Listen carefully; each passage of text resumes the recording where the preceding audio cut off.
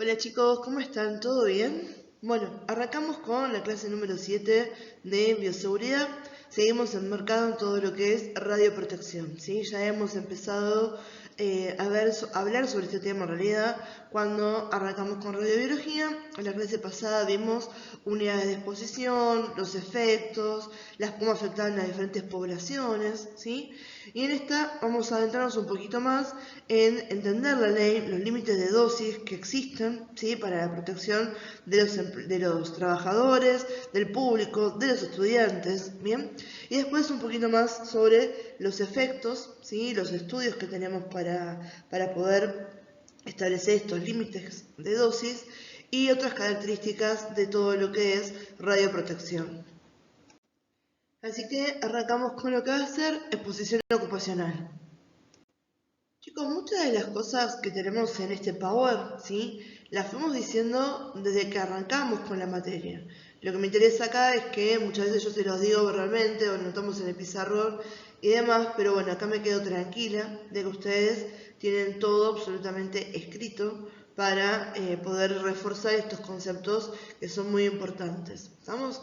Recuerden, lo tienen marcado acá en negrita, que es súper importante cuando hablábamos de las dosis, ¿sí? Que teníamos y los límites, que existen límites máximos porque nosotros podemos separar entre los efectos que eran estocásticos, que eran los probabilísticos, y los determinísticos, donde yo sabía, che, con cuánta radiación el daño irrevocablemente al tejido y lo mato, ¿sí?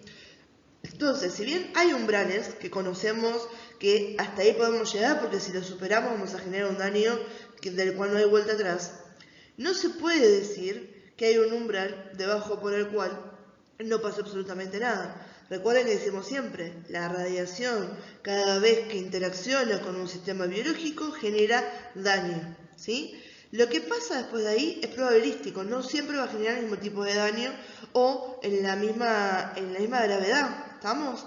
Pero no te puedo decir que a cierta dosis no te va a pasar nada, te estaría mintiendo. Bien, entonces recuerden eso, ¿sí? O sea, nadie les puede venir a decir, che, bueno, con esto hasta acá no hay ningún problema. Lo que hacemos es tratar de reducir cuando uno establece los límites de dosis y demás, hasta rangos aceptables, que probabilísticamente sean aceptables, ¿sí? Donde sea un riesgo esperable para que ustedes puedan trabajar. Si no, nadie podría utilizar la radiación, nadie podría trabajar con radiación, ¿sí?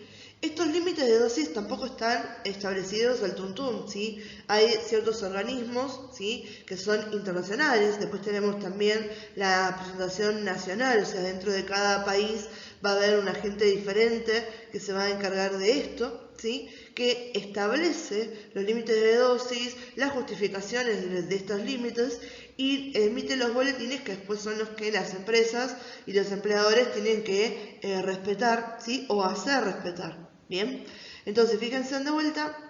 Él me habla del Ministerio de Salud de la Nación, ¿sí? Me habla de diferentes resoluciones, me habla también de organismos internacionales, ¿sí?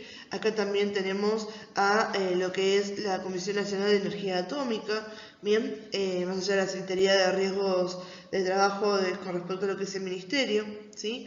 Entonces hay un montón de cosas, la IUPAC, ¿sí? Que conocemos a nivel internacional. Así que hay un montón de organismos que uno puede ver como referencia para chequear la información que tenemos.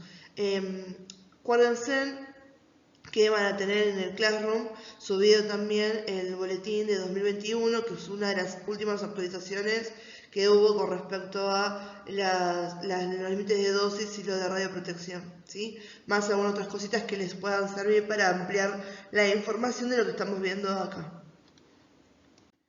Bueno, seguimos con esta ley, que es la 17.557. Esta que yo les comentaba en las clases anteriores, que es súper importante para nosotros, porque es la que regula los derechos y las obligaciones en el ejercicio de la profesión de radiología.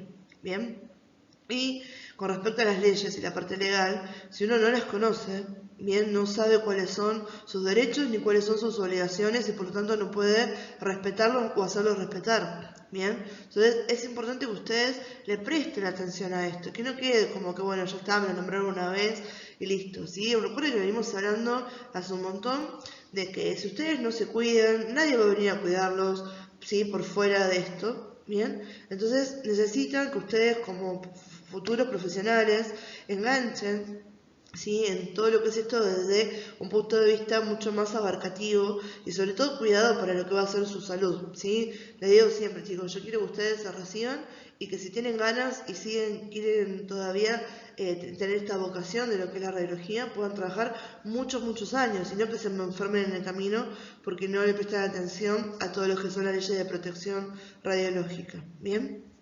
Entonces, si bien esta ley obviamente dice un montón de cosas que ya venimos trabajando, acá lo que me interesa, enmarcados en todo esto que eran los umbrales de dosis y demás, es cuáles son esos límites de dosis máximas que están permitidos por la ley, ¿sí? Y esta ley me está separando en cómo uno tiene contacto con la radiación. Por ejemplo, no va a ser lo mismo el paciente que el público general, ¿sí? Que el personal ocupacionalmente expuesto, ¿sí? O el personal de medicina nuclear o el estudiante, ¿estamos? Entonces depende de lo que tengamos cómo van a ser los diferentes límites de dosis, ¿sí? Para el público general, el límite máximo de dosis se considera en un año de 1 milisievert, ¿bien? Para el personal que trabaja en medicina nuclear, se considera que el límite máximo de dosis en un año es de 6 milisievert. Con respecto a los estudiantes, ¿sí? Depende de la edad que nos separa la dosis que uno tiene, ¿sí? Si son mayores de 18 años, vamos a ver que tienen el mismo límite de dosis que los técnicos que están trabajando. Si son menores de 18, o sea, 16 a 18 años, que es raro, pero podría pasar que estén ya estudiando a nivel terciario con esa edad, los límites de dosis se consideran a 6 milisievert, ¿sí? Igual que los que eran de medicina nuclear. Con respecto al paciente, si bien obviamente vamos a tomar en cuenta cuáles son estos límites determinísticos donde yo le generaría daño, ¿sí? Se considera que todas las prácticas radiológicas hacia un paciente deben estar justificadas. Así que yo no le puedo poner un límite de dosis porque se supone que si yo en el año le tengo que irradiar X cantidad de veces, ¿sí? Y supero estos límites que teníamos acá, mientras no me pase a nivel determinístico, ¿sí? Eso lo aclaro por las dudas, no le podemos poner un límite porque es lo que necesitaba hacer para lograr un diagnóstico, ¿bien? Y por último, ¿sí? Está acá lo que tienen bien marcado. Fíjense, y ojo con esto, porque la mayoría de las cosas están iguales, ¿sí? Pero anteriormente, ¿sí? Antes de esta nueva instancia de lo que era el 2021, las dosis en cristalino eran mucho más altas, eran de 150 milisievert, ¿sí? Fíjense cómo bajó a 20 milisievert. Entonces, porque hubo nuevos estudios, ¿sí? Sobre el daño acumulativo sobre esta región del cuerpo y eso cambió. Esto también me interesa como para aclararles a ustedes también la importancia de estar actualizados conforme va pasando el tiempo. ¿Estamos? Entonces, focalizando bien en esto ahora sí.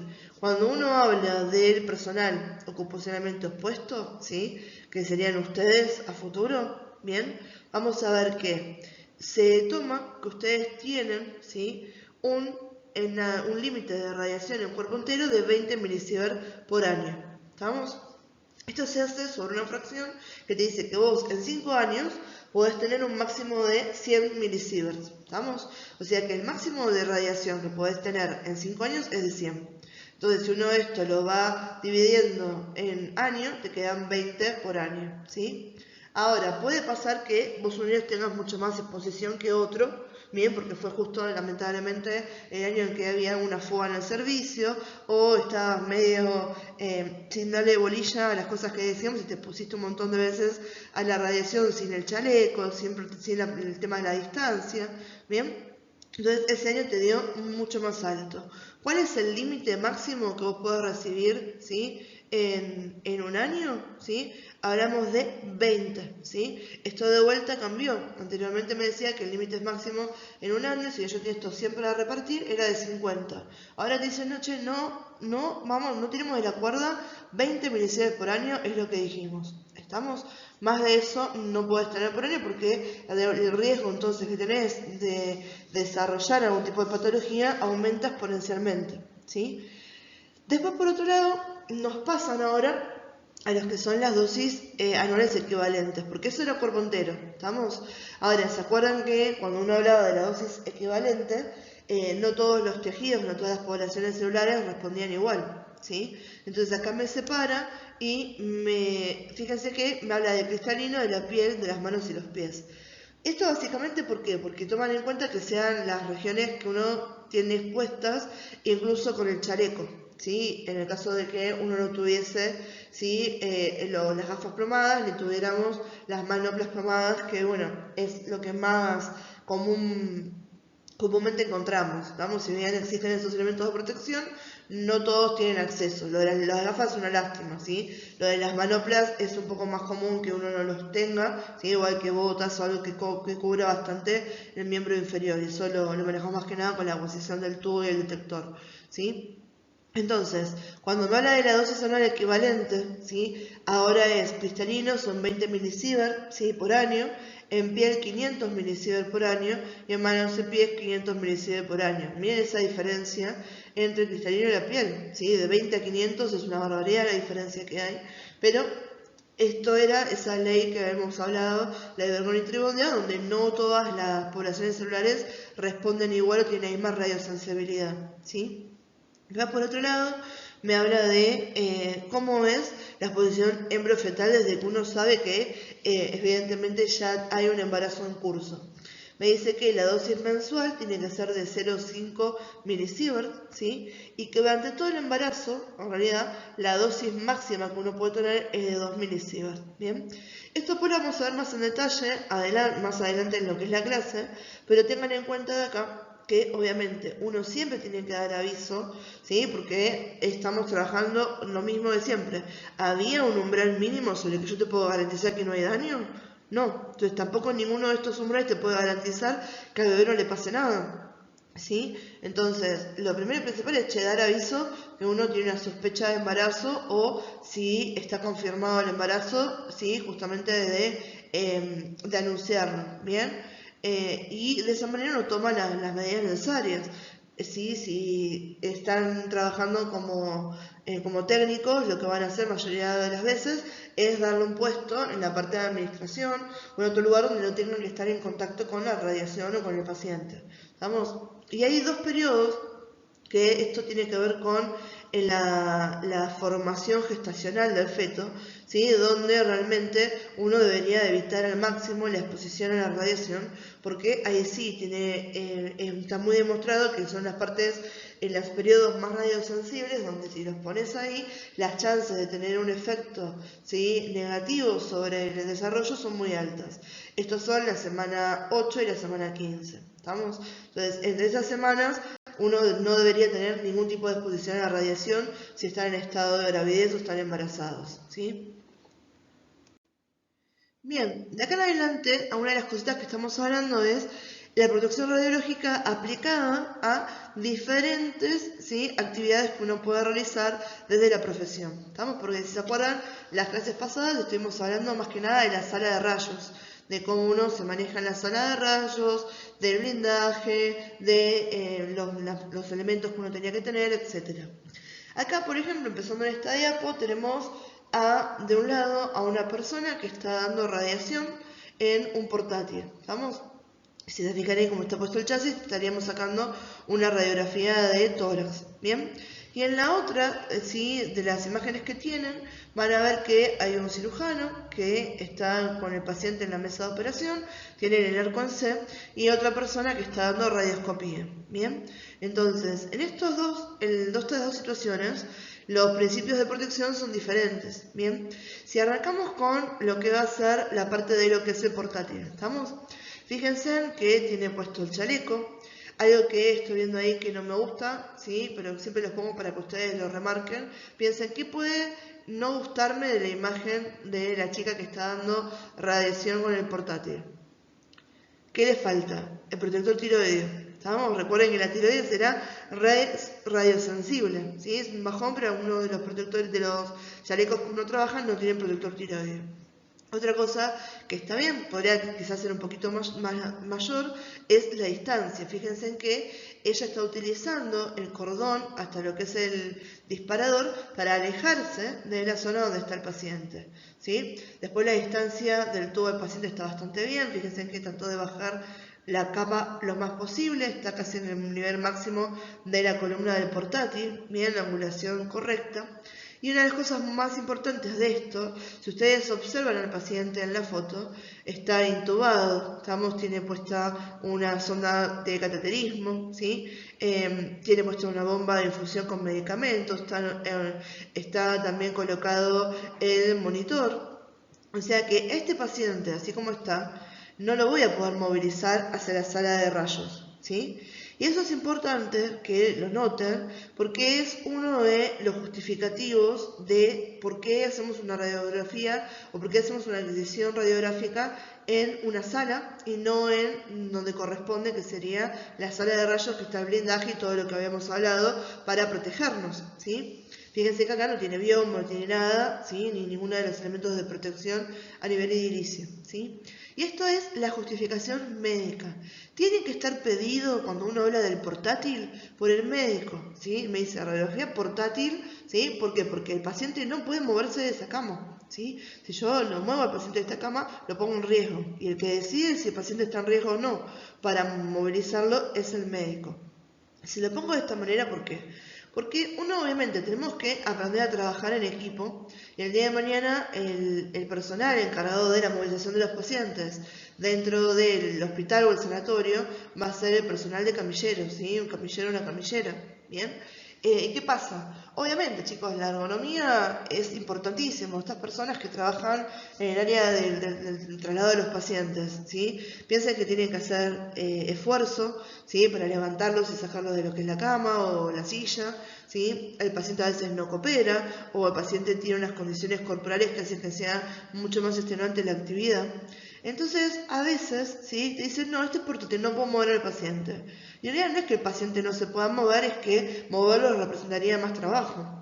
Y acá viene siempre este tema de que a nosotros nos cuesta mucho justificar, sí, yo entiendo que vos activamente me estás diciendo esto porque te lastimás la columna, ¿sí? O porque hace fuerza, ¿sí? Y el paciente no coopera o tu trabajo va a ser más difícil. Pero la contrapartida es que yo ahora tenga que ir a exponerme a la radiación de una manera que no corresponde. La diferencia es que vos no lo ves. ¿Sí? La gente no se da cuenta que cada vez que nosotros estamos haciendo este tipo de exploraciones portátiles, el riesgo de exposición aumenta. ¿Sí? O sea, esta chica ahora, si bien hizo todo lo posible, no tenía el chaleco correspondiente, está recibiendo dosis también a nivel de la tiroides, que si no estuviese justificado no estaría tampoco necesario esa exposición de vuelta, que es acumulativo, el cuerpo no se olvida lo que recibiste, ¿sí? Entonces, bueno, eso también es otra de las cositas con las que ustedes tienen que estar bien seguros de lo que están haciendo. Che, el paciente puede movilizarse, que venga a la sala de rayos, no voy a ir a hacerlo un portátil cuando no está justificado desde un punto de vista médico, ¿bien? Más allá de lo que les comentaba recién, a veces también es detrimental para el tipo de imágenes que uno puede obtener, ¿sí? Muchas veces con los portátiles cuesta, ¿sí? El tema de la luz que uno tiene, a veces no podemos ver bien la luz del colimador, ¿sí? No estamos muy seguros si colocamos bien el chasis con respecto al paciente, ¿sí? El paciente lo movemos por un lado y para el otro. Y a veces, por ejemplo, la radiografía de tórax, ¿sí? ¿Qué era mejor? ¿Hacerlo con el paciente en decúbito dorsal, acostado en la cama? ¿Sí? Con una incidencia antero-posterior, o hacerla con el paciente en bipedestación, con incidencia posterior-anterior, ¿sí? Con una rejilla o un Butterbucky, ¿bien? Entonces, también en este caso, sí, a veces se pierde entonces el imperativo diagnóstico de lo que estamos haciendo, ¿bien? Bien, eso con lo que eran los portátiles. Después si pasamos a lo que es la radioscopía, ¿sí? Esto también es importante que uno tenga en cuenta y que además sean los técnicos o los licenciados en radiología los que manejan el equipo, porque de las profesiones, chicos, ustedes son los que más hincapié tienen en todo lo que son las leyes, la protección, la actividad que tiene la radiación, ¿sí? O sea, cómo esto repercute en los sistemas. ¿Qué pasa con la radioscopía? La radioscopía uno lo tiene que utilizar para ver un efecto dinámico, o sea, estoy llegando con el catéter, está llegando el contraste, ¿sí? No es para estar viendo todo el tiempo el detalle de la imagen, ¿sí? Entonces, ¿qué pasa? Obviamente, me facilita un montón, si yo estoy haciendo una cirugía y puedo ver en vivo y en directo, ¿sí? Mis instrumentos y lo que está pasando todo el tiempo, está buenísimo, pero ¿qué pasa? No es gratis, ¿sí? Mientras esté viendo todo eso, quiere decir que estoy irradiando a lo loco, ¿sí? Fíjense que la mayoría de los servicios, si no casi todos, tienen que dos monitores, ¿bien? Como están viendo ahí en la pantalla. Entonces, ¿qué pasa? Uno lo que debería hacer es, está bien, yo te doy radioscopía en los fenómenos dinámicos y después lo que puedo hacer es darte como si fueran pequeñas, ¿sí? Exposiciones donde quede, ¿sí? La imagen y te la puedo guardar, ¿sí? Sobre todo está bueno que ustedes vayan guardando las imágenes que tiene para poder ir comparando, ¿sí? El cirujano con lo que está haciendo. ¿Estamos? Entonces, es importante que la radioscopía se dé cuando sea necesario. Bien, los equipos de quirófano van a ver que tienen ya programados alarmas cuando uno se pasa de la cantidad de radiación que estamos dando por tiempo, ¿sí? Y en algún momento se te enclava y no te dejan dar más radiación. Entonces también está bueno que eso es algo que ustedes lo hablen con el equipo de cirugía. Sí, mire, Doc, sí, obviamente uno puede sacar esta alarma, pero miren que tenemos cierta cantidad que con la que podemos trabajar durante la operación, ¿sí? Si se considera que es necesario, porque estamos hablando de una operación donde realmente a veces el riesgo de que algo salga para el paciente es muy alto, obviamente ahí se prepondera eso y damos más radiación aunque estemos pasándonos de lo que se correspondía. Pero el tema de vuelta es que esté justificado, estamos, no que bueno, que sea un viva la pepa, miramos todo el tiempo por radioscopía y no estamos cuidando el tema de cuánto estamos irradiándonos y a todo el equipo de laburo que está en el quirófano. Están el anestesiólogo, están las compañeras de instrumentación quirúrgica, están los enfermeros también, porque se puede haber una enfermera que es la rotante, ¿estamos? Entonces estamos nosotros.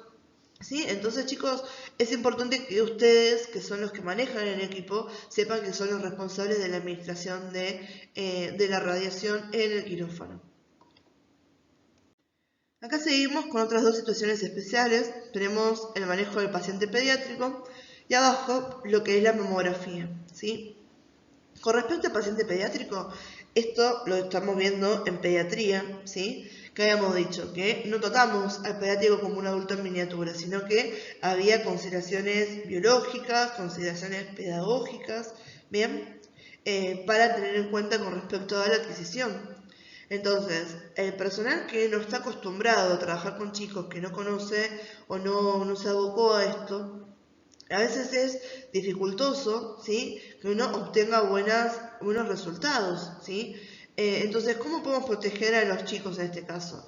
Y que el personal que trate con ellos sea un personal que esté capacitado, que pueda tomar en consideración todo lo que venimos hablando en pediatría nosotros, y de esa manera garantizar la cooperación, sería lo ideal, o poder utilizar los medios de movilización, la utilización de las dosis óptimas para los chicos, siguiendo los principios de ALARA y ALADA, ¿sí? Y de esa manera poder reducir la dosis a la que los exponemos. ¿Estamos? Por otro lado, abajo, esto también habíamos hablado, ¿sí? ¿Se acuerdan que yo les comentaba mamografía y les comentaba densitometría? Que son dos especialidades dentro de radiología donde uno está en la sala, ¿sí? Donde está el paciente o la paciente y nuestro equipo de trabajo, nuestra consola, no está separada, ¿sí? Como en la de radiología convencional, ¿sí? A veces tenemos un biombo, a veces hay un vidrio, como están viendo acá en mamografía, o a veces lo que hacen es nos protegen con respecto a lo que es la distancia entre la sala, la workstation, la estación de trabajo, y lo que va a ser el equipo de radiología donde estamos teniendo la administración de la paciente, ¿sí? En el caso de la protección radiológica, cuando uno hace estudios de mamografía, tiene que estar este vidrio plomado, ¿sí? O este vidrio de acrílico un poco grueso para poder protegernos más las distancias, ¿sí? Y por otro lado, ¿se acuerdan que eso también lo habíamos trabajado en anatomía cuando hablamos de mamas? Si bien la mamografía hoy en día es el gold estándar con respecto a estudios de cribaje para lo que es patología mamaria y cáncer de mama sobre todo, no deja de ser una práctica donde estamos irradiando a una paciente, ¿sí? De una apuesta de lo que sería la mayoría de veces cribaje o tamizaje, donde muchos pacientes no tengan ningún problema. y que la radiación es ahora un factor de riesgo. Entonces tenemos que mantener las dosis de radiación en mamografía tan bajas como sean posibles, ¿sí? Y eso lo logramos más que nada, ¿sí? Mientras nos verifiquemos la información diagnóstica con las dosis que están programadas en los equipos que podemos modificar nosotros y el equipamiento. Hoy en día, ¿sí? Trabajamos con equipos que tienen un blanco y filtros de molibdeno o tienen los blancos de tungsteno y el filtro de aluminio, ¿sí? Recuerden que dependiendo del tipo de elemento con el que realicemos la radiación de frenado, vamos a utilizar rayos X característicos que tenían diferentes, ¿sí? cualidades con respecto a la radiación y la interacción con los tejidos. ¿Estamos? Por eso es que me hace esta aclaración. Seguimos con lo que son las consideraciones en el embarazo, ¿sí? La mayoría de los técnicos y los licenciados en radiología es como que ni bien pisan la carrera, tienen en la cabeza que el embarazo y la radiación no se mezclan. ¿Estamos? Con esto obviamente lo vamos a reforzar, pero sobre todo vamos a ir puliendo algunos detalles para que sea mucho mejor la información que tienen con respecto al tema. ¿Estamos? Entonces, obviamente, dentro de lo que es posible, ¿sí? Si yo no irradio a una persona embarazada, mucho mejor, ¿sí? Sobre todo si estamos hablando en las primeras 2 semanas después de la concepción, ¿sí? O sea, en el primer momento, ¿sí? Las primeras 2 semanas donde acaba de estar, ¿sí? recién concebido el embrión, bien, está en todo lo que es el proceso de la implantación bien y el de desarrollo potencial en el momento. Después lo que hemos marcado anteriormente de las semanas entre la 8 y la 15, ¿sí? Y en algunas cosas acá quiero que aclarar lo siguiente, es que, ven que me dicen durante los 10 primeros días siguientes al comienzo del periodo menstrual no existe ningún riesgo de radiación fetal ya que no hay concepción, ¿sí? Esto está marcado en las líneas, entre comillas, normales con respecto al ciclo menstrual, ¿sí? Si no se acuerdan del ciclo menstrual, tienen un video de aparato reproductor femenino, ¿sí? O aparato reproductor donde uno tiene útero, ovarios, etcétera, donde van a poder hablar de la parte esta de lo que era el ciclo menstrual, ¿sí? Pero básicamente cuando uno cuenta esos 28 días, que es un promedio, ¿sí? Empezamos el día número 1, es el día del primer sangrado, ¿bien? Por eso me dice que durante los primeros 10 días siguientes al comienzo del periodo menstrual no habría, ¿sí? ningún riesgo de irradiación fetal porque ese sangrado que es la descamación del endometrio, ¿sí? Si yo no tengo endometrio como corresponde, no debería tener la implantación del embrión, ¿bien? Ahora, esto en líneas generales, sabemos que hay casos de personas que tienen un embarazo, pero que han pasado sin embarazo con periodos menstruales casi normales o con spotting que se puede confundir con lo que va a ser menstruación. ¿Estamos? Entonces, eso es una generalidad. Bien, no se queden como que es algo que puedo implementar siempre y no pasa nada, porque, bueno, hay un pequeño riesgo. El tema es que, obviamente, uno no puede estar seguro de eso, por eso nos acatamos a lo que es lo más común. ¿Sí? Esos serían los sesgos o lo que estaría por fuera de esto. ¿Estamos?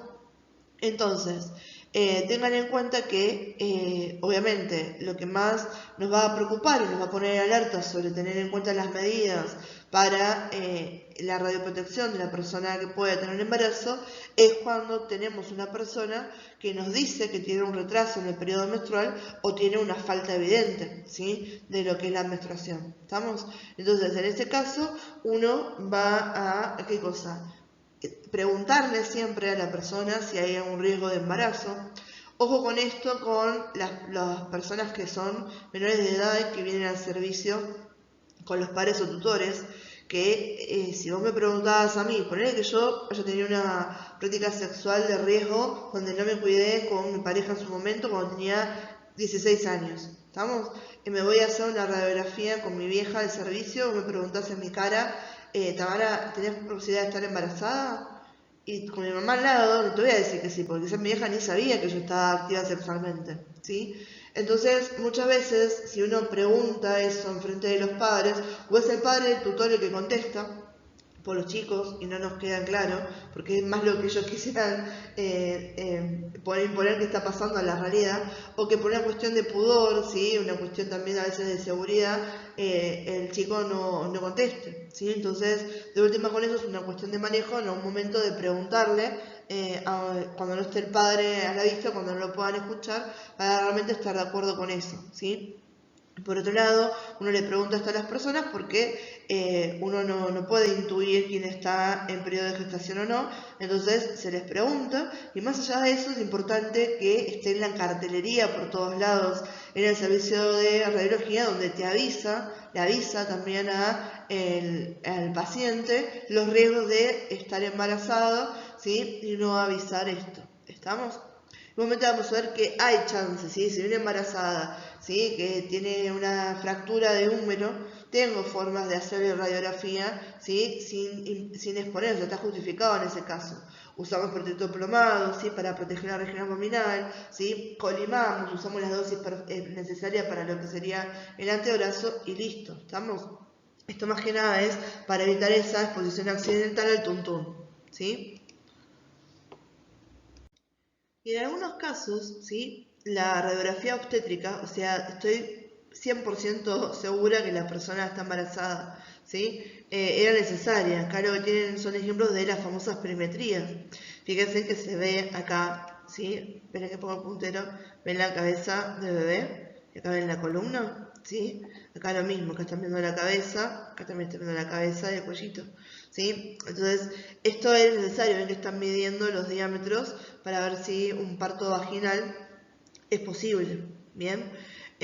Hoy en día obviamente hay técnicas de resonancia y otras teorías que se pueden utilizar que dejan casi obsoleto este tipo de métodos, pero depende siempre de los recursos que haya disponibles en el lugar donde está accediendo la persona gestante, ¿sí? Puede ser que no tenga esos recursos, entonces, y tengo que ver si es posible, bueno, le hacemos una radiografía, en este caso está justificada, ¿sí? Donde estamos haciendo la radiografía directamente donde está el bebé, ¿sí? Ahora, en caso de poder hacerlo, obviamente, esto no es una cuestión de rutina, no le voy a hacer esto todos los días que la vea la persona, sino que se hace generalmente una sola vez, bien, para hacer las mediciones y listo, bien. Y en el caso de los exámenes de rutina, lo que se prefiere es esto, que es la ultrasonografía o la ecografía. ¿Estamos? Entonces, realmente la ecografía, que no utiliza radiación ionizante, es el método diagnóstico imagenológico número 1 para lo que es el seguimiento de la persona gestante. Y acá tenemos un poquito de lo mismo, que de vuelta es lo que yo les voy comentando, ¿sí? Y acá tienen todo escrito como un detalle para que no se me cuelguen con las cosas, ¿sí?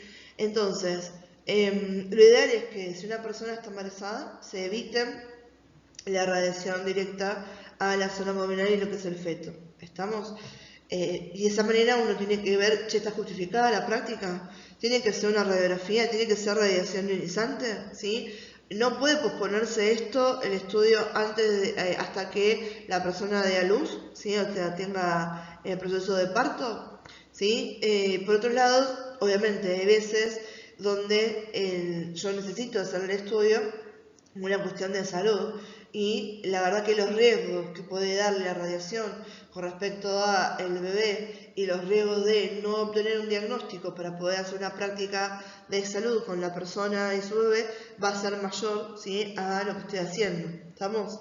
Y ahí, bueno, entra todo el tema de tratar de proteger lo más posible la región, limitar la dosis, lo que le comentaba recién. Entonces, en realidad, si es necesario, ¿estamos? Mientras que la zona no sea particularmente lo que es el abdomen, ¿sí? Donde está el feto, uno podría hacer irradiaciones de otra parte del cuerpo siempre y cuando estemos bien tranquilos, ¿sí? Y limitemos adecuadamente el campo de radiación, ¿sí? Entonces, no, para evitar que use la radiación dispersa, ¿sí? O la radiación secundaria que afecta a la región abdominal. Entonces, utilizando los elementos plomados, utilizando la colimación, el ajuste de dosis, ¿sí? Para lo que estamos haciendo, es algo que sería posible entonces de realizarse. Bien, en radiología pediátrica habíamos hecho esta aclaración de la diferencia entre los efectos hereditarios y los efectos congénitos. Bien, vamos a hablar un poquito más en detalle con respecto a estos efectos hereditarios. Cuando hablamos de los efectos hereditarios, ¿sí? Ojo acá que la radiación no causa esto. Nosotros con la radiación podemos exacerbar algo que ya existía. ¿Estamos? Pero si hablamos de algo hereditario, fíjense, es algo que se hereda. O sea, me están hablando de que hay un defecto, una patología genética que pasa de una generación a la otra. Bien, estos daños genéticos pueden darse porque uno tiene una alteración o una mutación puntual en el gen, en lo que sería la receta, digamos, ¿sí? O tenemos una alteración, si bien no está en el gen, está en los elementos de regulación, ¿sí? Entonces, en realidad no es el gen lo que está afectado, sino que en el proceso de convertir esa receta en un producto, algo me falla. ¿Estamos? De cualquiera de las maneras yo voy a tener una mutación que se traduce en realidad a un efecto patológico en el bebé. ¿Bien? Y estos trastornos los clasificamos en 3 grupos básicos: mendelianos, las aberraciones cromosómicas, ¿sí? Y los efectos multifactoriales. Ustedes en la carrera de radiología no tienen genética. Si esto lo quieren escuchar o les interesa y lo quieren ver más en detalle, pueden buscar en el canal que yo doy genética o daba en su momento genética para otra carrera. Y me pueden escuchar hablar de Mendel, con los cuadritos, ¿sí? De Punnett y demás, para entender en detalle, ¿sí? Voy a hacer lo posible para reducir ese contenido a lo que se pueda entender ahora, para tener en cuenta. ¿Estamos? Para empezar a hablar con los primeros, que son los mendelianos. Primero, ¿qué conceptos tenemos que tener para entender esto? Recuerden que nosotros los seres humanos, ¿sí? Nuestro ADN es el conjunto de 23 pares de cromosomas. O sea, tenemos 46 cromosomas en total, 23 que vienen del ovocito y 23 que vienen del espermatozoide. ¿Estamos? O sea, tenemos 23 pares de cromosomas homólogos, ¿sí? De los cuales 22 pares son los responsables de las características somáticas, o sea, de aquello que yo veo de formación, y un par solito es el que determina el sexo cromosómico o el sexo biológico, o sea, sería el par sexual. ¿Estamos? Entonces, cuando me habla de los efectos mendelianos, ¿sí? Y me dicen que incluyen trastornos autosómicos dominantes, autosómicos recesivos y los ligados al cromosoma X, ¿sí?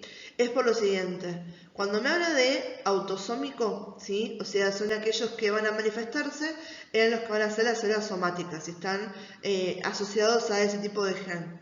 Y cuando habla de dominantes o recesivos, es porque por cada uno de los genes que tenemos, uno recibe un alelo que viene de parte del ovocito y un alelo que viene de parte del espermatozoide. Cuando el trastorno o la patología se dice que es autosómica dominante, con que uno de esos alelos que recibí esté mal, ya la patología se expresa.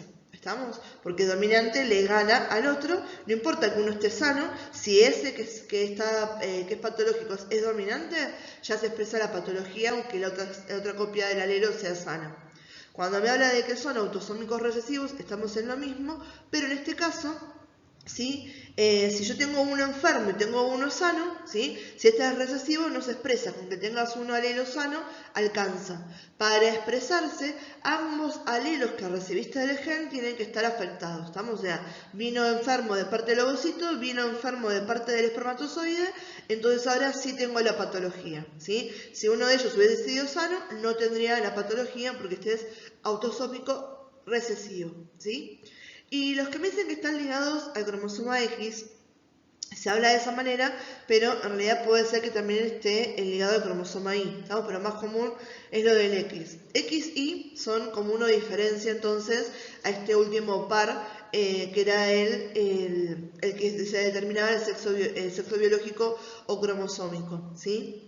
Se dice que las personas que son genéticamente mujeres tienen como par sexual XX al cromosoma, y los que son genéticamente masculinos tienen XY. ¿Estamos? Entonces, ¿qué pasa?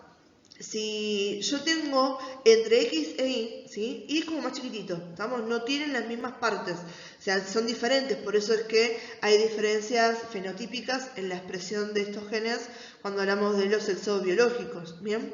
Entonces, hay regiones de X que Y no las tienen. Entonces, cuando la patología viene directamente en el cromosoma X, se expresa. Esto, por ejemplo, lo pueden ver en la hemofilia, ¿sí? La hemofilia, que es un trastorno genético de la coagulación, es una patología asociada al cromosoma X, ¿sí? Las mujeres podemos ser portadoras, o sea que con tener una copia sana del cromosoma X, mientras la otra está afectada, no nos pasa nada, no se desarrolla la patología. Si las dos copias del cromosoma X vienen afectadas, generalmente es abortivo, no nacen esas mujeres. Y los hombres, ¿qué pasa? Cuando reciben una X que está enferma, ¿sí? Como la Y no tiene la otra parte como para aportar nada en ese sentido, se expresa la patología y ahí tenemos varones hemofílicos. ¿Estamos? No importa esto, más que nada para que tengan una idea con los ejemplos de que estamos hablando, ¿sí? Después me habla de los que son las aberraciones cromosómicas, ¿sí? Entonces, uno cuando tenemos los cromosomas sabemos el número, sabemos cuáles son los genes, ¿sí? Y las secuencias de cada cromosoma. Entonces, estas aberraciones, ¿a qué me habla? Me habla de defectos en el número, ¿sí? O la estructura de los cromosomas. Por ejemplo, la trisomía del par 21, que da origen al síndrome de Down, se considera una aberración cromosómica, ¿sí? Que esto yo les comento siempre, ojo con esto de no tener sensibilidades, ¿sí? No quiere decir que desde la medicina digamos aberración cromosómica que una persona que tenga síndrome de Down es una persona aberrante. Por favor, no se queden con ese concepto ni repliquen ese tipo de concepto. Es simplemente el término que se está dando de vuelta. Uno trabaja una, entre comillas, normalidad, ¿sí? Y después vemos todo aquello que se sale de esta norma, bien, o que tiene diferentes presentaciones, ¿sí? Entonces, estas aberraciones cromosómicas pueden ser como la trisomía, o sea, tengo de golpe una patita más en el par 21, ¿sí? Pueden ser de lesiones, ¿sí? Micro de lesiones, bien, un montón de afectaciones, pero son directamente a nivel de las secuencias cromosómicas, bien. Y después cuando me habla de multifactorial, acá, ¿qué pasa? Tenemos, obviamente, una mezcla entre la afectación de factores genéticos que también, ¿sí? Sufren una exacerbación, o sea, que se potencian al haber recibido efectos ambientales. ¿Estamos? Entonces, en todo caso, si queremos encuadrar la radiación en algo de esto, lo que puede hacer es exacerbarme, ¿sí? Un trastorno genético en esto que sería multifactorial, ¿sí? Pero no causarlo directamente, ¿sí? Cuando hablamos de la radiación como efecto que causa en los bebés, ¿sí? En los fetos, lo que tiene es un trastorno congénito, no hereditario como estamos viendo acá. Bien, y si queremos puntualizar el tema de cómo relacionamos a la radiación y este daño que se puede generar a nivel genético en la formación del embrión, vamos a ver que los efectos terminan siendo bastante parecidos a los que son las mutaciones espontáneas que veníamos marcando en la diapo pasada, ¿sí? De vuelta, no tenemos un umbral por el cual yo te pueda garantizar que una exposición a la radiación no le va a generar nada al bebé, ¿sí? Que obviamente cuando uno pone en partida ¿sí? al bebé que está afectado por esto, la tasa depende en qué tanto se afecte y el periodo embrionario va a ser fundamental para entender qué tipo de daño le puedo generar al bebé, ¿sí? Y por otro lado, que la inducción a la mutación va a estar relacionada ¿sí? a la transmisión lineal de energías, ahora en el LED. Entonces, cuanto mayor sea el LED en la radiación que utilizamos, mayor va a ser la inducción a la mutación que podemos encontrar en estos daños. Bueno, si nos vamos a ¿de dónde sale la información para que vos me estés diciendo todo lo referente a los daños hereditarios, las probabilidades, lo que genera y demás? ¿Sí? Acá tenemos un problema para nosotros. ¿Qué pasa? Que en realidad es un problema que está bueno tenerlo, ¿no? Porque la contrapartida sería horrible. Lo que nos pasa es lo siguiente, desde el momento en que se descubrió la radiación, que todos fueron conscientes de que generaba daño. A lo largo, obviamente, del periodo de tiempo, ¿sí? De estos locos también que estuvimos ahí, científicos que, no sé, como Curie, ¿entendés? Que se ponía en el brazo a ver si se genera daño o no. Descubrimos obviamente que tanto generan daños los elementos radiactivos y la radiación, etc. Ahora, ¿qué pasa con esto? Cuando yo quiero estudiar el efecto de la radiación en la población, ¿sí?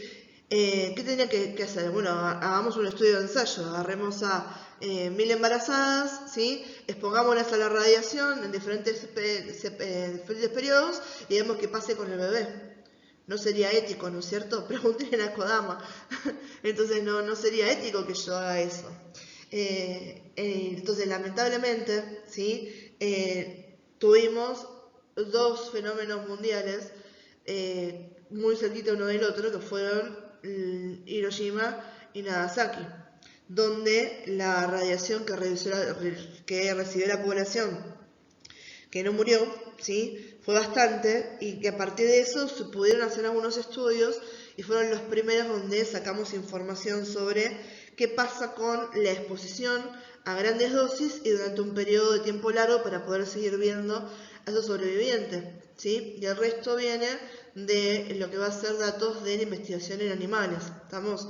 Que nos llevan ahora a modelos que tenemos que traducirlos o extrapolarlos, mejor dicho, hacia lo que van a ser los seres humanos. Por lo tanto, esa estimación de riesgo siempre tiene una incerteza porque se basa más que nada en aproximaciones. Por suerte se basa en aproximaciones, ¿sí?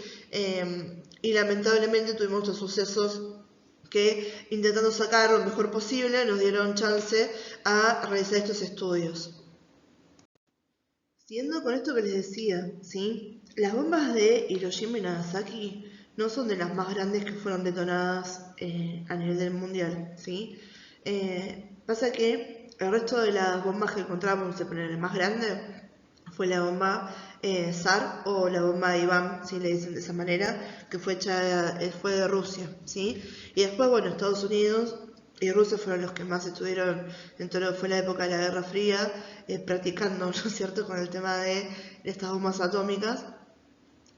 Como dato de color, ¿vieron Bob Esponja? Que vive en una piña al fondo del mar, pero en fondo de bikini. Fondo de bikini es porque la mayoría de las bombas que probó Estados Unidos, ¿sí? Las más grandes, fueron en las Islas Marshall, en lo que es el atolón Bikini. Atolón es como una cadena de islas, ¿sí? Entonces, de ahí salió el tema de que Bob Esponja, ¿sí? Que hablen, que es una esponja, que es un cangrejo y todo demás, es porque serían que animales radiactivos, ¿sí? Se le dieron tanta con la radiación que mutaron y ya los tenemos, ¿sí? A Patricio, Don Cangrejo, etcétera.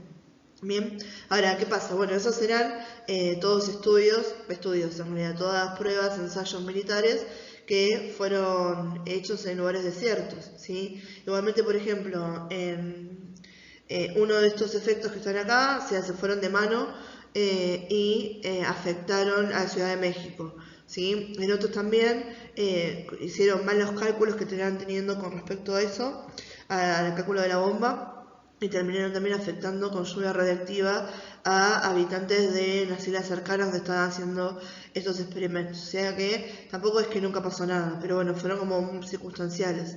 En el caso de Hiroshima y Nagasaki, ¿sí? Si bien comparativamente son de las dos bombas de menor potencia, imagínense lo que sería entonces que uno utilizara una de las otras, ¿sí?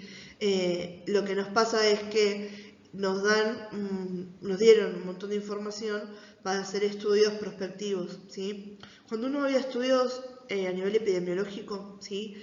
La epidemiología en lo que es salud pública no es únicamente para estudiar las enfermedades infectocontagiosas, sino que nos sirven para poder ver un montón de cuestiones de salud de los pacientes. Y básicamente hay tres tipos de estudios, ¿sí? Los prospectivos, que quiere decir, yo tengo el efecto desencadenante que veo que está asociado al desarrollo de la patología, entonces desde este punto a futuro, prospectivo por eso, voy mirando cómo se desarrolla y qué pasa. Tengo los retrospectivos, donde yo ya tuve el efecto de la patología, ¿sí? Entonces voy buscando hacia el pasado cuáles fueron las causas, ¿sí? O los acontecimientos y demás, los agravantes, para que yo tenga esa patología, ¿sí? Después están los transversales, que es en un determinado tiempo y población en el momento, pero lo que está pasando ahí, estamos cerrados en el tiempo, en ese periodo donde estoy estudiando, ¿sí? Y cuando me habla de cohorte, ¿sí? O de corte, es porque estoy eligiendo qué cosa, el modelo, o sea, la población que estoy estudiando, lo que va a representar mi muestra. ¿Estamos? Entonces, cuando tuvimos, ¿no es cierto?, las bombas estas de Hiroshima y Nagasaki, afectaron a todo el país. Entonces, nos dio un montón de interés desde el punto de vista científico para investigarlo prospectivamente, porque es una población numerosa de ambos sexos, de todas las edades. Entonces, literalmente pudimos ver de acá en futuro, siguiendo esta población, qué pasaba con todos ellos que fueron expuestos, ¿sí?, a estas tasas altas de radiación, ¿sí? Y hasta fines, por ejemplo, de los años 90, el 56% de las personas que habían sido afectadas seguían todavía vivos, ¿sí? Sobre todo los que habían sido expuestos muy chiquititos, o sea que nos dieron años y años de estudio para esto, ¿sí? Fíjense que los hallazgos de esto se llama Lifespan Study, ¿sí? O sea, el estudio de toda una vida, ¿bien? Fueron muy significativos. ¿Cuáles son algunos de los hallazgos principales? ¿Sí? Tienen que ver con cómo afecta la radiación a la médula ósea. ¿Sí? ¿Se acuerdan que la médula ósea roja es hematopoyética? Era la responsable de la producción de las células sanguíneas, ¿sí? Entonces vamos a ver que el principal exceso en muertes en esta población se dio después de los 2 años de la irradiación, ¿sí? Y más que nada fue por leucemias, ¿sí? Después, por otro lado, vimos que los tumores sólidos de esófago, estómago, colon, pulmón, mama, el tracto urinario, ¿sí?, y demás, aparecieron, ¿sí?, después de los 10 años de la exposición, ¿sí? Entonces ahí tienen ese que habíamos visto cuando vimos radiología, lo de la latencia. O sea, te expusiste y 10 años después le tomó a tu cuerpo para que esas células neoplásicas se volvieran locas, bien, y me generaran esta patología. ¿Estamos? También se acuerdan, yo no se los puse acá, pero cuando habíamos visto el tema de tiroides en anatomía 2, les había comentado que por fuera de esto, también hubo un estudio que nos marcó también la diferencia en qué países circundantes a Japón habían dado como medida profiláctica el yodo para proteger la tiroides de sus poblaciones versus los que no. Y ahí vimos una diferencia entre los cánceres radioinducidos, que presuponemos que fueron radioinducidos, en las poblaciones que no tuvieron esta medida profiláctica, y cómo se redujo ese número significativamente en las poblaciones en las que se utilizó ese yodo. Y hoy en día el uso del yodo como una medida profiláctica frente a la radiación está bien estudiado y bien documentado que es de esa manera, ¿sí? Y después otra cosa, fíjense en el último que digo, que para los individuos que fueron expuestos in útero, o sea que estuvieron expuestos cuando todavía estaban en el útero, o sea en personas gestantes, bien, también se aumentó el índice de cáncer de la infancia correlacionado con ¿qué? Con la cantidad de dosis que recibieron, ¿sí? Entonces acá también, si bien uno no podemos determinar histológicamente el cáncer radioinducido del espontáneo, por decirlo de una manera, bien, fíjense que aquí hay una correlación entre un suceso donde la radiación fue tremenda y una población que de golpe me está desarrollando esta patología que antes no existía, ¿sí? Entonces, esto más que nada para que ustedes entiendan cómo es que tuvimos esa información y de dónde vino, ¿sí? Y cómo utilizamos este suceso aberrante, bien, para poder establecer esos parámetros de hoy en día tenemos con los límites de dosis y lo que conocemos de la radiación. Bien, y a partir del Lifespan Study, ¿sí?, tenemos dos modelos de proyección de riesgo, ¿sí? Uno que es el modelo aditivo y otro que es el modelo multiplicativo. Los dos me hablan de lo mismo, me hablan de que uno tiene una base, una línea basal, ¿sí?, de lo que serían los cánceres de producción espontánea. O sea, yo podría, por ejemplo, una población determinada en un año, ¿sí?, por esto para tener un ejemplo, yo esperaría que de 100 individuos, ¿sí?, 5 desarrollen cáncer. ¿Estamos? Eso sería como 5 de cada 100, sería mi base sin ningún tipo de factor externo. ¿Bien?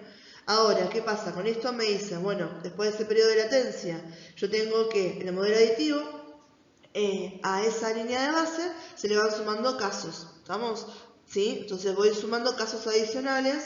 A esos 5 que tenía base le sumo, ¿sí?, 3 más que tienen que ver por la radiación. ¿Sí? Y en el otro, que es el modelo multiplicativo, me habla de que de una tasa, ¿sí?, que es exponencial. O sea, que me dice, yo tengo esa línea de esos 5 individuos y lo multiplico por un factor, por ejemplo, por 5. Entonces 5 por 5 me darían 25 cánceres, ¿sí?, personas, perdón, con cáncer en el modelo multiplicativo. ¿Estamos?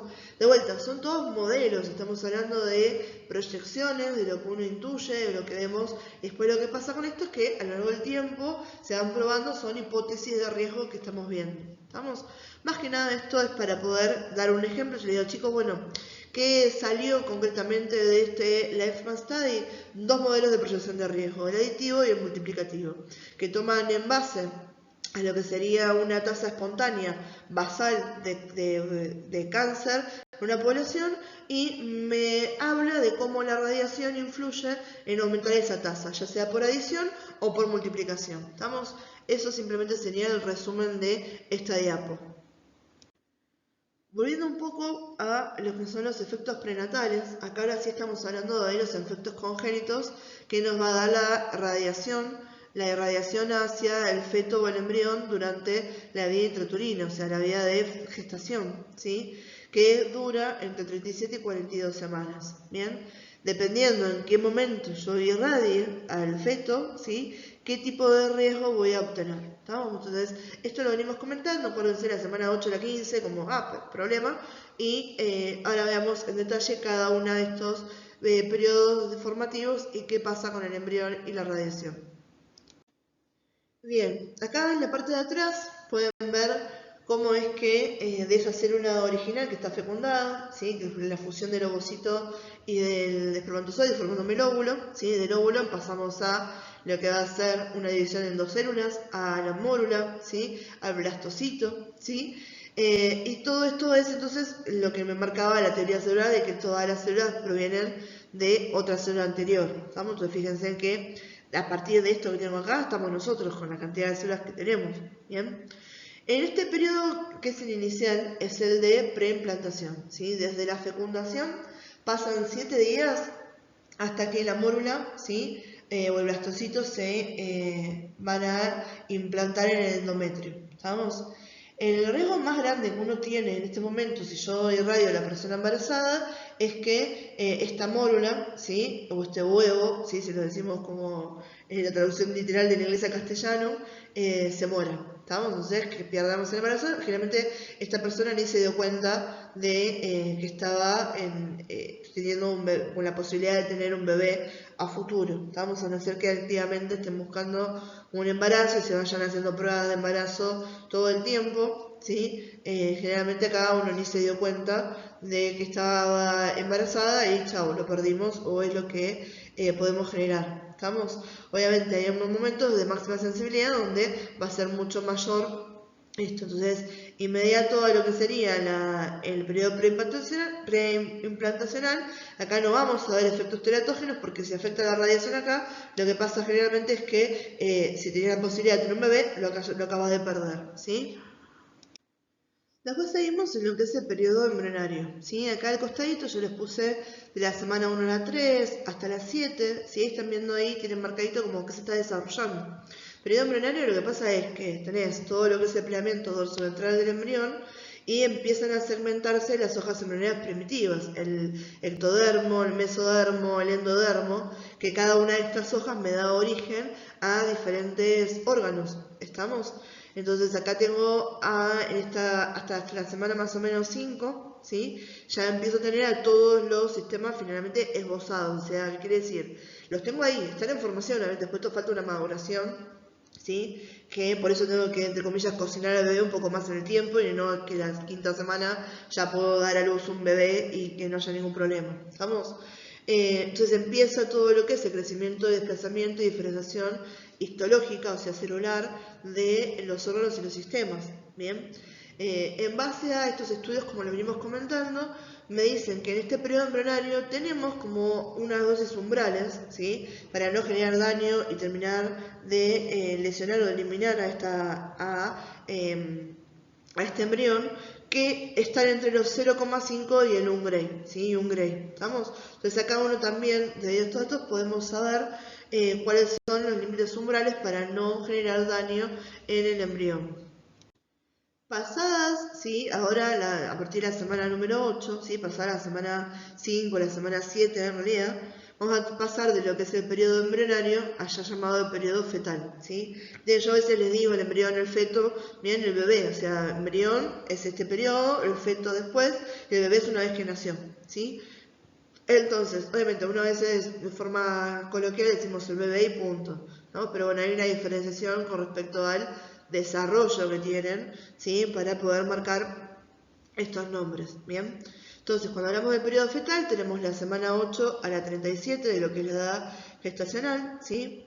Acá es un poco más complejo todo lo que tenemos a nivel de los desarrollos. Acuérdense, en embrionario el esbozo, y acá ya tenemos, bien, tengo que terminarlo para que cuando este bebé nazca, ¿sí? Ya esté todo como corresponde y pueda vivir plenamente, ¿sí? Ahora, este periodo, ¿sí? Entre la semana número 8 y la semana número 15, más que nada, es el periodo más crítico, porque acá se está desarrollando al máximo el sistema nervioso central, ¿sí? Que es muy vulnerable a lo que va a ser la radiación, ¿sí? Entonces, si yo irradio a la persona durante este periodo fetal, y sobre todo entre la semana 8 y la semana 15, ¿sí? El riesgo de que la radiación me genere un retraso madurativo, ¿sí? O un retraso mental severo en el bebé cuando nazca es altísimo, ¿estamos? Es bastante alto. Entonces, en este momento es donde tendría que evitar al máximo la exposición a la radiación. ¿Estamos? Después, obviamente, entre la semana 16 y la 25, ¿sí? No es que no exista, porque estamos de vuelta en un periodo, ¿sí? De terminar de formar todo esto, pero el riesgo ya es como menor, porque ya en el periodo de desarrollo, ¿sí? Lo tenía de la 8 a la 15. Bueno, vamos a cambiar un poquito de tema, seguimos en lo mismo, pero nos vamos ahora en algunos conceptos de radioprotección. De vuelta, chicos, esto son cuestiones que ya los venimos hablando una y otra vez, ¿sí? Pero me interesa a mí que todo lo que vayamos teniendo en clase, ustedes también puedan focalizar en el material y que no les quede nada piantado, ¿sí? O por las ramas, ¿sí? Entonces te dicen lo que no está escrito es como que no sucedió.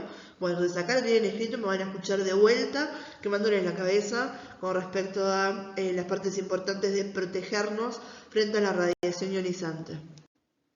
¿Cuáles son los factores físicos que me intentan a mí o que tengo que tener en cuenta para lo que es la radioprotección? Tiempo de exposiciones cortos, ¿sí? La actividad de lo que es la fuente, ¿sí? La distancia, acuérdense la ley inversa al cuadrado, cuanto yo más me alejo, ¿sí? Menos dosis voy a recibir. Y obviamente el uso de blindaje eficiente, ¿sí? Es todo lo que tiene que ver con lo que puedo interponer entre el operador y la radiación, ¿sí? Hablamos de los plomos, hablamos del chaleco, ¿sí? Hablamos de los que van a ser los biombos, hablamos de las gafas, etc. ¿Sí? Entonces son todas cuestiones que uno tiene que utilizar, ¿sí? Para poder establecer esto, ¿sí? Acuérdense que todo esto lo podemos ver con ¿qué? Con, por ejemplo, la exposición que uno tiene en un portátil. ¿Estamos? Utilizo la dosis adecuada, ¿sí?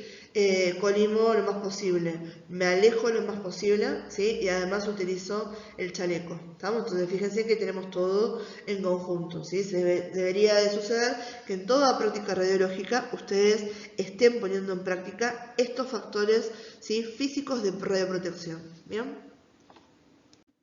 Viéndolos ahora uno por uno, ¿sí? Vamos a remarcarlos, ¿bien?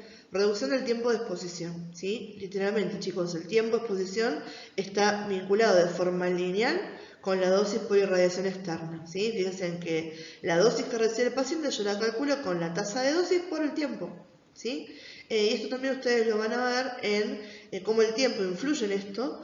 Cuando ustedes trabajan con los factores de exposición, el kilovoltaje y el miliamperaje, no hablamos de miliamper, ¿de qué hablamos? Miliamper segundo, ¿sí? Me habla de la producción de electrones, que sería el miliamperaje, por el tiempo de exposición, que serían los, ¿sí? Milisegundos, por eso miliamper segundo, ¿estamos? O sea, esto es una fracción de un segundo, en realidad, en que sucede todo, ¿estamos? Entonces, si uno actúa sobre el tiempo de exposición, ¿qué podemos hacer? Actuamos directamente sobre la dosis de exposición. A mayor tiempo, mayor dosis. A menor tiempo, menor dosis. Esto es directo, es lineal. Por eso es súper importante, ¿sí? Que uno utilice los tiempos de exposición más bajos que sean posibles. ¿Bien? Después, recuerden que hay una diferencia cuando uno habla de la radiación generada por un tubo de rayos X versus el concepto de radiactividad. Unas cosas que son radiactivas, ¿sí? Están emitiendo radiación todo el tiempo, ¿sí? El tubo de rayos X, si yo no estoy activamente disparando, ¿sí? No va a emitir radiación, porque lo que tiene es radiación en base a el efecto Joule, ¿sí? La radiación de frenado, etcétera, se tiene que dar estos procesos en el tubo. En cambio, si yo tengo un radioisótopo, ¿sí? Piensen en radioterapia, donde trabajamos con, por ejemplo, la bomba de cobalto, ¿sí? Con el cobalto 60, o cuando uno utiliza en braquiterapia, que utilizamos el yodo, el iridio, etcétera, para tratamientos puntuales en el paciente, ¿sí? Yo la dosis la voy a calcular en ese caso, ¿sí? Cuando estoy con fuentes radiactivas, en el tiempo de exposición. Y no solamente necesito el tiempo de exposición, sino también tengo que saber la actividad que tiene esto y cuál es el decaimiento que tienen las fuentes. ¿Vamos? Esto seguramente ustedes lo vieron en física, cuando uno habla de el decaimiento radiactivo, ¿sí? Y cómo calculamos esto, cómo va bajando la actividad, cómo va bajando la dosis que yo tengo en un periodo de tiempo. ¿Estamos?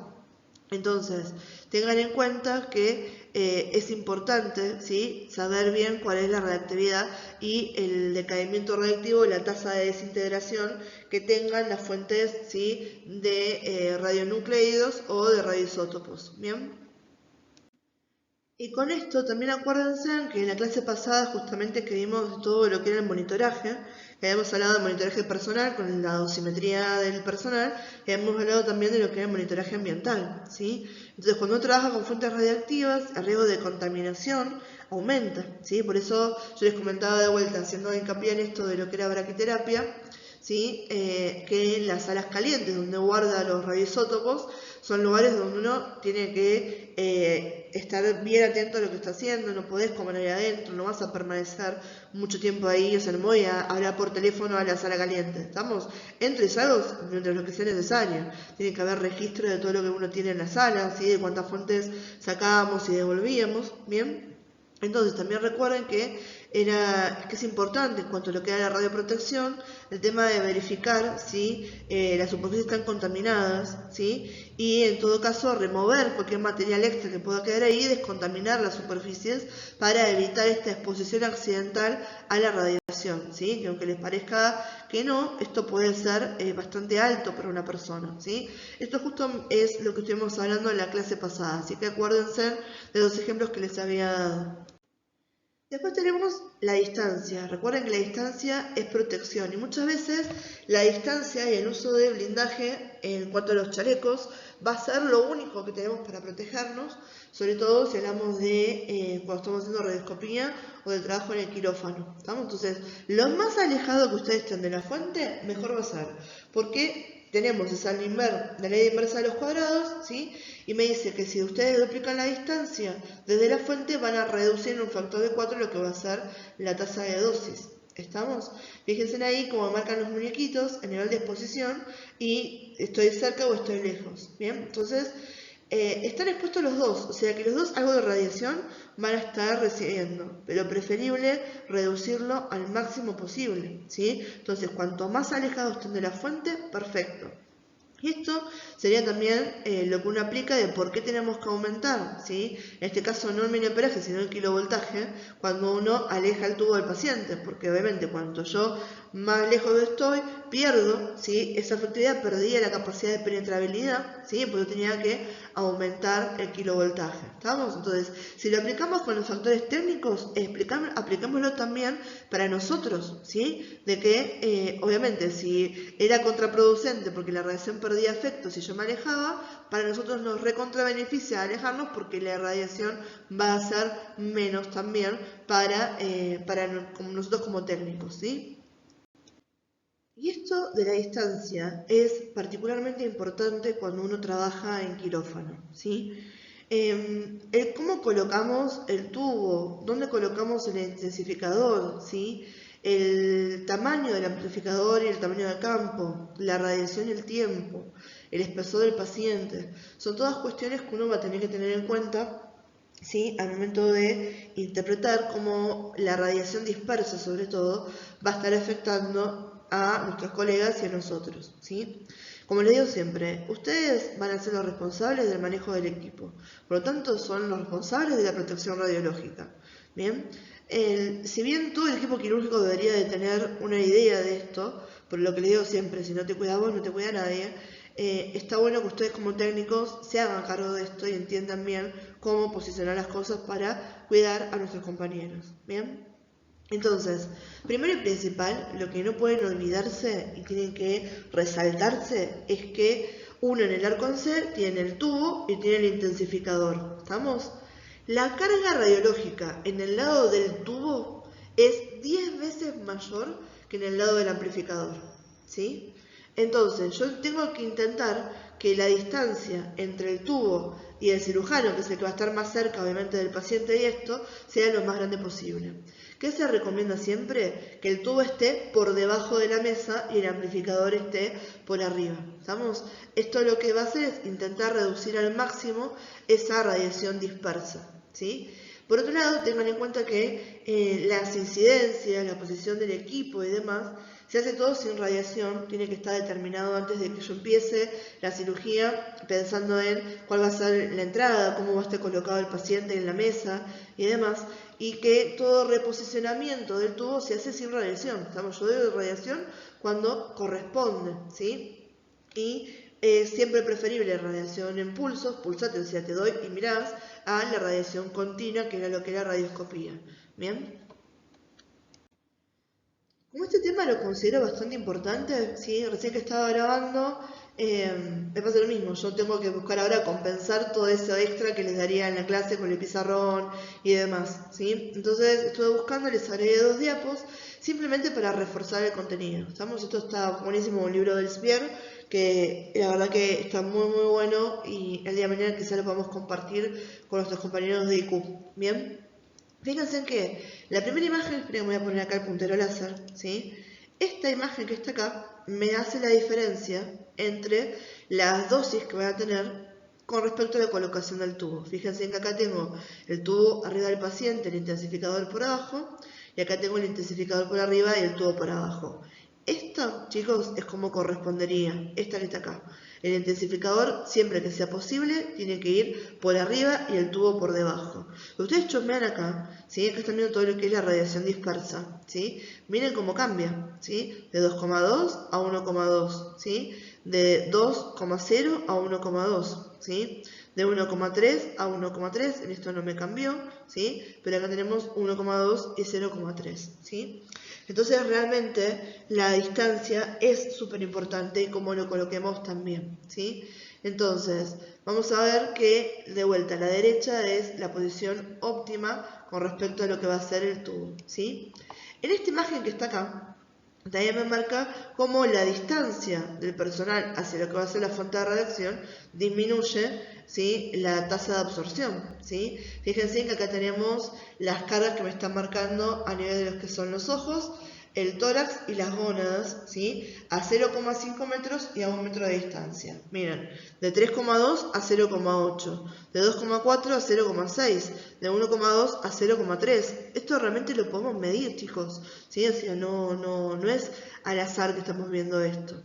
Y esto que está acá es en las proyecciones laterales, ¿sí? Uno, para cuidar a nuestros compañeros de vuelta, ¿sí? Tendríamos que posicionar siempre el intensificador del lado del cirujano. ¿Estamos? Yo no le voy a poner el tubo del lado donde esté el cirujano o la cirujana, porque ¿qué dijimos recién? La carga radiológica acá es 10 veces mayor que en el amplificador, ¿sí? Entonces estoy aumentando, ¿sí? En 10 la dosis de exposición, la tasa de exposición de esta persona que está laburando, o sea, no corresponde. Fíjense acá que me va de 0,4 a 0,8, ¿sí? Milisievert hora a 4 y a 8 milisievert hora, ¿sí? Literalmente 10 veces, ¿sí? Lo que está cambiando entre uno y el otro, ¿sí? Entonces, para centrar esto, ¿cómo coloco en condiciones óptimas el tubo y el intensificador con respecto a el paciente y a los cirujanos, ¿sí? O las cirujanas? El tubo, dentro de lo posible, siempre por abajo, el intensificador por arriba. Y en las proyecciones laterales tenemos que siempre prever que el equipo quirúrgico quede del lado del intensificador, que no quede del lado del tubo, ¿sí? Porque si no, estamos dándole 10 veces más la exposición a lo que correspondería. Otra cosa a tener en cuenta, esto se los puse también, se los agregué porque está bastante piola, es que ustedes entiendan lo siguiente. Miren los fenómenos que están dándose cuando uno expone al paciente a lo que es la radioscopía, ¿sí? O la radiación con el equipo en C, ¿sí? Acá en el primero, ve que marca desde el tubo hasta el intensificador, tengo la transmisión. Esta es el haz generado, el haz útil que yo puedo ver. En el 2, que está acá, me habla de la absorción. Esto es la radiación que no se va para ningún otro lado y que está absorbida por el paciente.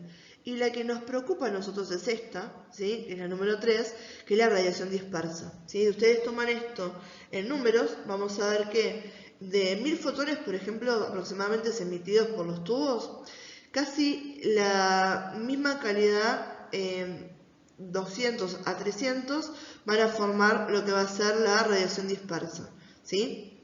Y esa radiación dispersa tiene aproximadamente la misma calidad que la radiación primaria, ¿sí? Independientemente del ángulo de dispersión y la protección radiológica, no tenemos que subestimar el efecto que esto tiene, ¿sí? En las personas que están sujetas a la radiación, o sea, en todo el equipo quirúrgico. ¿Estamos? Entonces, vamos a ver que otra cosa, eso, podemos ver esa dispersión, la podemos medir en estas que están acá, que son las curvas de isodosis, ¿sí? Ven cómo van cambiando, ¿sí? Cómo va siendo cada vez menor la exposición, cuanto yo más me alejo, ¿sí? Cuanto más me acerco, más va a ser alta la tasa de exposición que yo tenga a la radiación. Cuanto más me voy alejando, ¿sí? Menor va a ser. Ya a 1 metro, miren cómo se redujo esto, de 12 a 1.2. ¿Estamos? Y a los 2 metros, que es donde uno tendría que estar, ¿sí? Operando, ¿sí? El interruptor para el equipo, o tendría que estar todo el personal que tiene que quedarse sí o sí en la sala de quirófano y que no puede irse, sería lo ideal porque todavía esto se reduce mucho más, ¿sí? Y otra cosa que tiene también incidencia, y esto tiene que ver con una cuestión de diseño de los equipos, es el tamaño del amplificador, ¿sí? Cuanto mayor es el diámetro del amplificador, menor es la dosis de entrada del paciente, que eso es lo que me está marcando, ¿sí? Acá, fíjense, como de 32 centímetros tengo una dosis de 100 versus de 11 centímetros una dosis de 300, ¿estamos? Entonces, esto también tiene que ver más que nada con el diseño de los aparatos, ¿bien? Y sé que esta por ahí les puede dar impresión a alguno de ustedes, pero viste que soy un hijo de rigor. Si no lo ven, no lo creen. Yo les puedo estar diciendo 8000 veces el tema de los efectos posibles, pero es como que hasta que no pasa, no lo veo, no lo creo. Bien, acá tienen al costado 3 ejemplos, ¿sí? Daño cristalino, ¿sí? La depilación que sucede, ¿sí? Y acá tenemos obviamente daño, ¿sí? Una ulceración ya directamente en lo que es la piel, ¿bien? Entonces, acá, por ejemplo, tenemos marcados cuáles son las radiolesiones que podemos ver, ¿sí? Los eritemas que aparecen de 1 hora a 24 horas después de lo que es una irradiación, eso sería el enrojecimiento de la piel, ¿sí?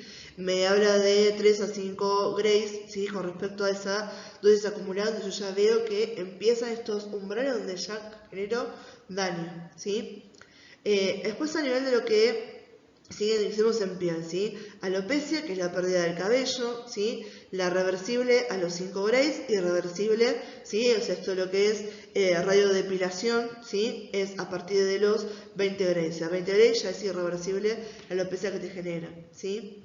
La pigmentación, o sea, estas manchas como quedan como, uno dice, che, estoy quemando, y vemos que queda una hiperpigmentación en la zona donde tuve el haz de radiación. Esto aparece a los 8 días, ¿sí?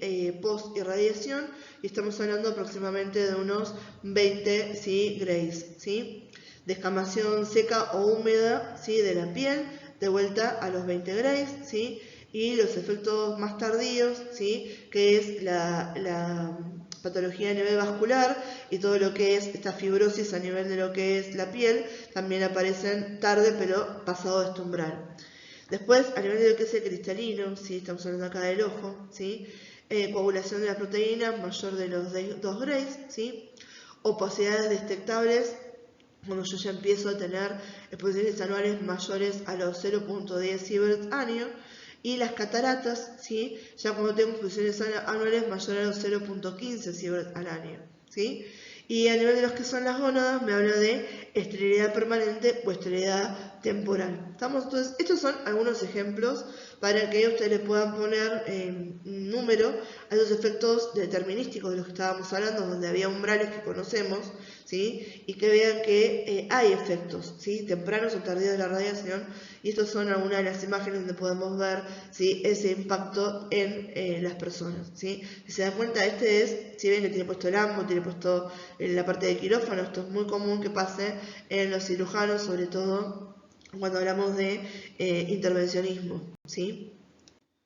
Entonces, siguiendo con estos, que eran los elementos de protección física contra la radiación, ¿sí? Hablamos del tiempo, del manejo de la dosis y ahora tenemos que hablar también, o sea, la distancia, y lo que nos quedaba era el blindaje, ¿sí?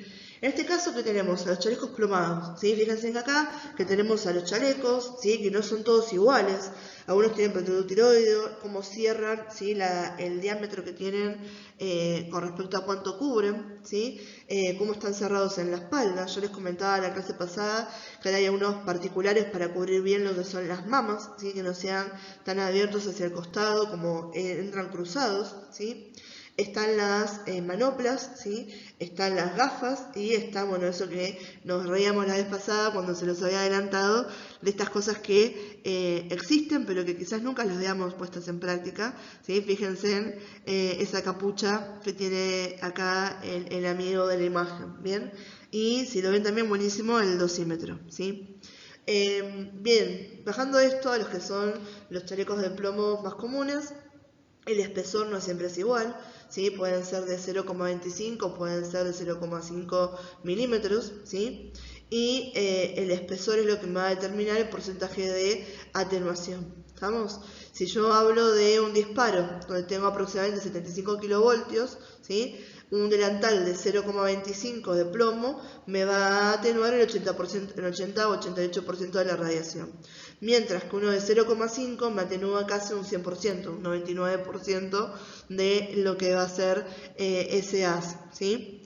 Importantísimo, chicos, el tema del cuidado con respecto a esto, porque si yo los doblo, si los revoleo, si no los cuido como corresponde, las placas de plomo que tienen estos delantales se quiebran, se resquebrajan y ya ahora dejan pasar radiación, entonces no tengo el blindaje como corresponde, ¿bien?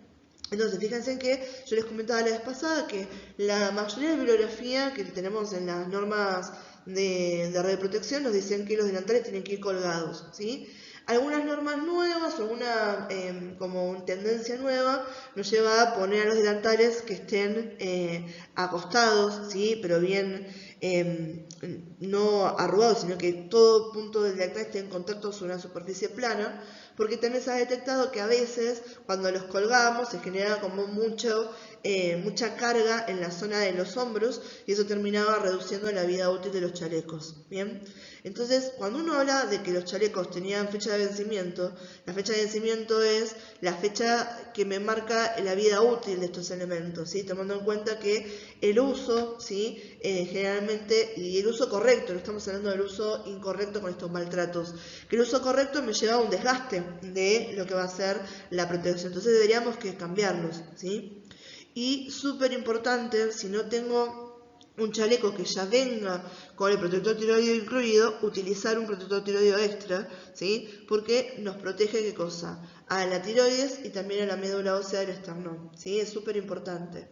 Y en quirófano, más que nada, esto a veces es complicado porque porque son bastante caros, ¿sí? Y es mucho más complicado también si uno utiliza anteojos, porque imagínate que tiene que tener, si uno trabajaría, por ejemplo, en hemoterapia o trabajamos en intervencionismo, ¿sí? Si es bueno, loco, quizás estaría bueno que uno haga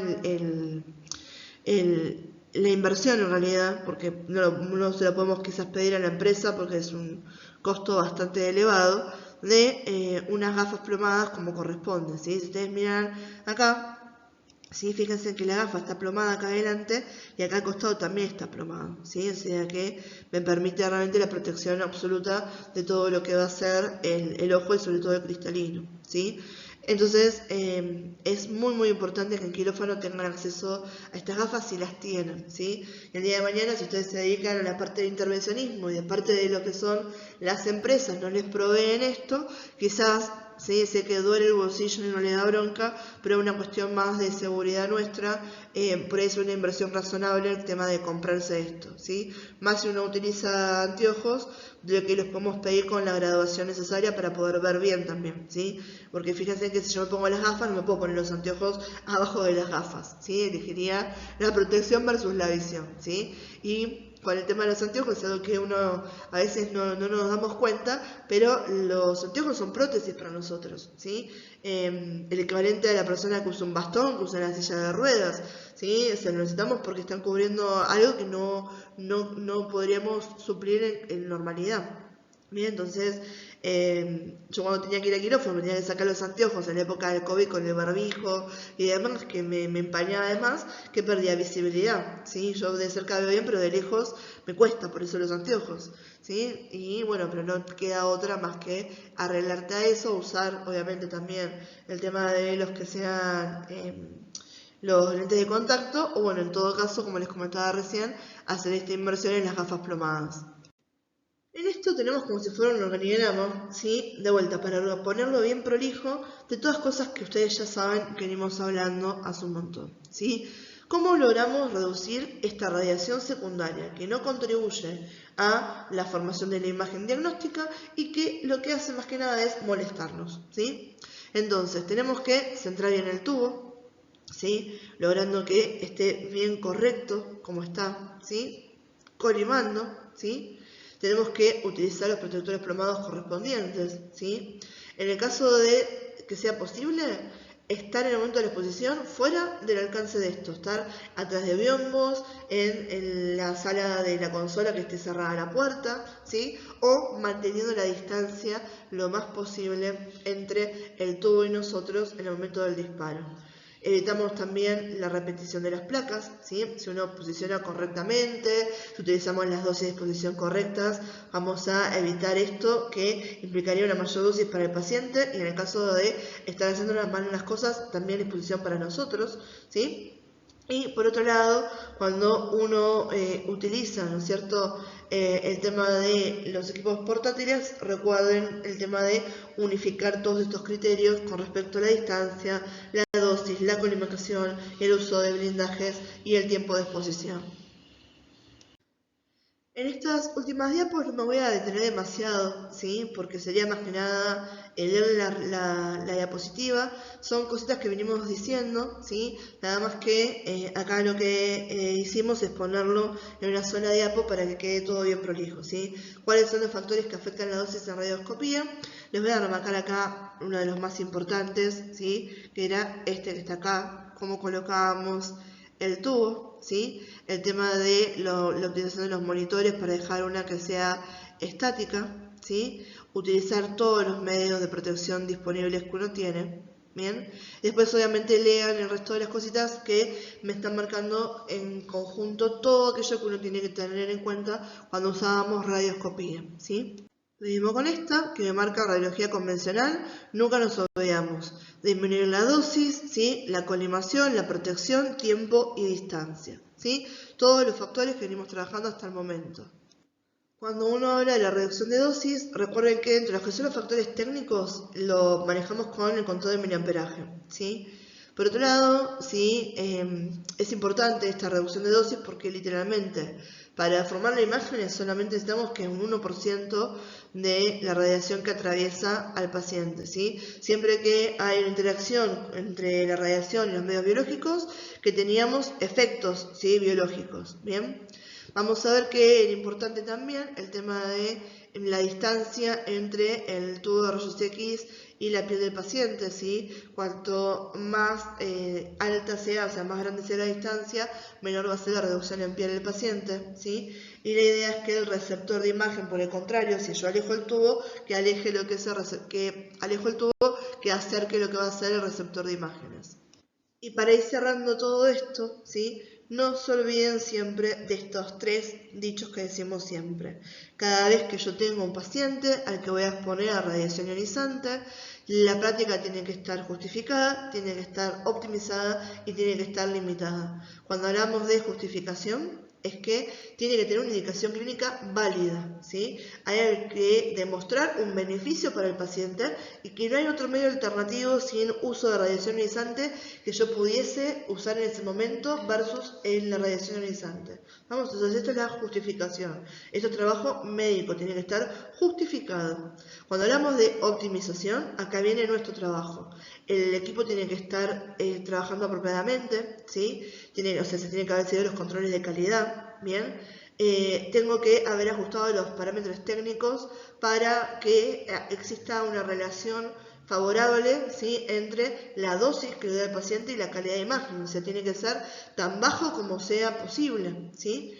Y después cuando hablamos de la limitación, ¿sí?, recuerden que si bien no había un límite de dosis para el paciente, sí teníamos obviamente los efectos determinísticos, que teníamos los umbrales de que hablamos a esto, ¿sí? Y obviamente hay algunos niveles orientativos de dosis sobre los cuales yo voy a aplicar para el paciente determinando el área y el estudio que le estoy haciendo. ¿Estamos? Entonces, ¿limitación de qué? De la dosis. Y eso también es un parámetro técnico que depende de nosotros.